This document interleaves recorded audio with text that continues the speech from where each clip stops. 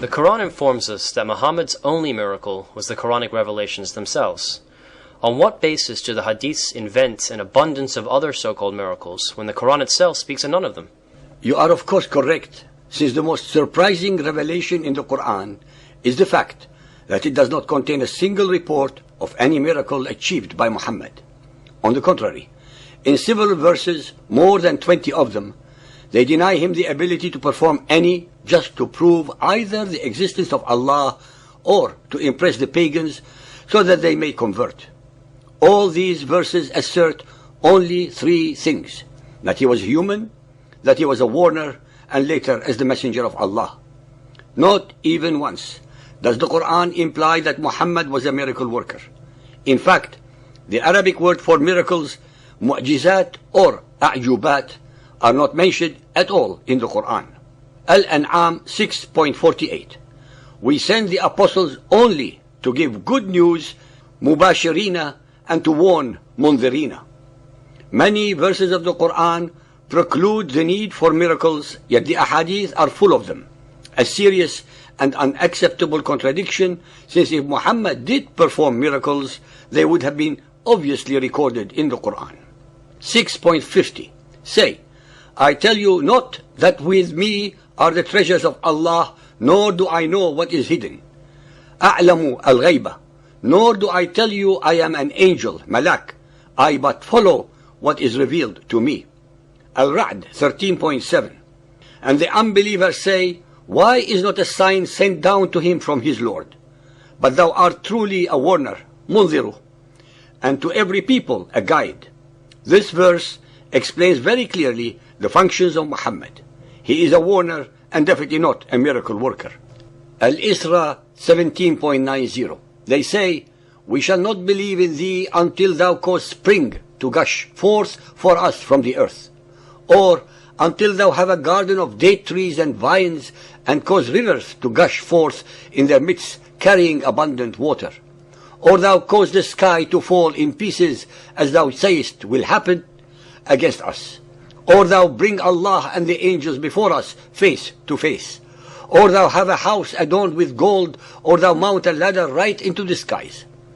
No, we shall not even believe in thy mounting until thou send down to us a book that we could read. Say, glory to my Lord. Am I aught but a man and an apostle? What kept men back from belief when guidance came to them was nothing but this. They said, has Allah sent a man like us to be his apostle, Rasulah? The demand by the Qurayshites for miraculous proofs is understandable both from the cultural and psychological points of view. They could not accept that a mere human being, a less than equal to their nobility, could claim such superiority as Muhammad did. They needed tangible and clear proofs that Allah was on his side as he claimed. Al-Kahf 18.110. Say, I am but a man like yourselves, but the inspiration has come to me, yuha ilayya, that your God is one God. Muhammad denies his need to demonstrate miracles because he only gets inspiration. Sahih al-Bukhari Hadith 1.454, narrated by Anas bin Malik. Two of the companions of the Prophet departed from him on a dark night and were led by two lights like lamp going in front of them from Allah as a miracle, lighting the way in front of them. And when they parted, each of them was accompanied by one of these lights till he reached their respective houses. Sahih al-Bukhari 5.208, narrated by Anas bin Malik. The people of Mecca asked Allah, Apostle, to show them a miracle. So he showed them the moon split in two halves, between which they saw the Hiram mountains. Sahih al-Bukhari Hadith 6.387, narrated by Ibn Mas'ud. During the life of Allah's Apostle, the moon was split into two parts. One part remained over the mountain, and the other part went beyond the mountain. On that, Allah's Apostle said, witness this miracle. Sahih al-Bukhari 6.388, narrated by Abdullah. The moon was cleft asunder while we were in the company of the Prophet, and it became two parts. The Prophet said, witness this miracle. The story of the alleged miracle of the splitting of the moon a cosmic event of catastrophic significance, was only observed in Arabia and only by Muhammad and his entourage in Mecca. None of the great civilizations of the time were able to observe this event, nor were they aware of it to report it. Presumably, the moon was eventually put together. These contradictory stories of alleged miracles were invented by his followers over a period of 300 years after his death to make him appear superhuman and semi-divine, despite the fact that both the Quran and other ahadith firmly deny that Muhammad was able to perform any miracles. Sahih al-Bukhari 8.115 narrated by Anas bin Malik. A man came to the Prophet on a Friday while the Prophet was delivering a sermon at Medina and said, "There is a lack of rain, so please invoke your Lord to bless us with the rain." The Prophet looked at the sky when no cloud could be detected. Then he invoked Allah for rain. Clouds started gathering together, and it rained till the Medina valleys started flowing with water. It continued raining till the next Friday. Then the man, or some other man, stood up while the Prophet was delivering the Friday sermon and said, "We are drowned. Please invoke your Lord to withhold the rain from us." The Prophet smiled and said twice or thrice, "O Allah, please let it rain round about us and not upon us." The clouds started dispersing over Medina to the right and to the left, and it rained round about Medina and not upon Medina. Allah showed them, the people, the miracle of His Prophet and his response to his invocation.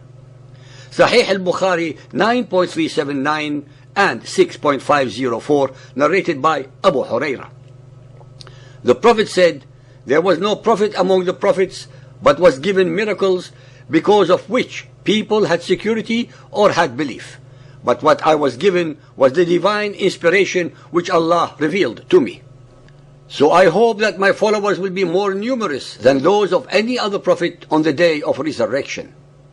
This admission by Muhammad shows clearly that he was not party to any miracles, which is contrary to all the lies that were concocted about him by his followers after his death. If the above alleged miracles did occur, the ahadith then contradict all the verses of the Quran that deny Muhammad performing any miracles whatsoever. In fact, the Quran asserts that the only miracle that Muhammad needed as proof to his followers are the Quranic verses themselves. While the events of the Exodus and all the miracles that the Israelites witnessed were collective in daylight and night and beheld by the whole people, not a single alleged miraculous event in the life of Muhammad was witnessed by any other beside him, not his wife Khadija, nor Aisha, nor any of his other immediate male or female followers. Another incredible difference is the fact that the miracles of Moses were forewarned while those of Muhammad, the ayat, were afterthoughts. For example, before any of the miracles befell Egypt, Pharaoh was warned of exactly what was going to befall his country if he refused God's commands. In the case of Muhammad, no such forewarnings are mentioned. Almost every so-called miracle occurred in the dead of night, without any other witnesses from his first encounter with the alleged angel Gabriel through to his second and subsequent encounters over a period of 23 years. Nor were there any witnesses to his alleged physical night flight to Jerusalem, in spite of the fact that his wives denied that he left their side on this occasion. The same Muhammad that the Quran asserts were given no signs, miracles, except the words of the Quran itself, was transformed by his followers into a man performing astounding miracles in their ahadith, not one of which is based on reality or fact, and all of which are contradicted by the Quran. Believers and unbelievers, the more we investigate the Quran and hadiths, the more we uncover outright lies, deceptions, contortions of history and science, as well as mendacities that boggle the mind in their depraved indifference to logic or common sense.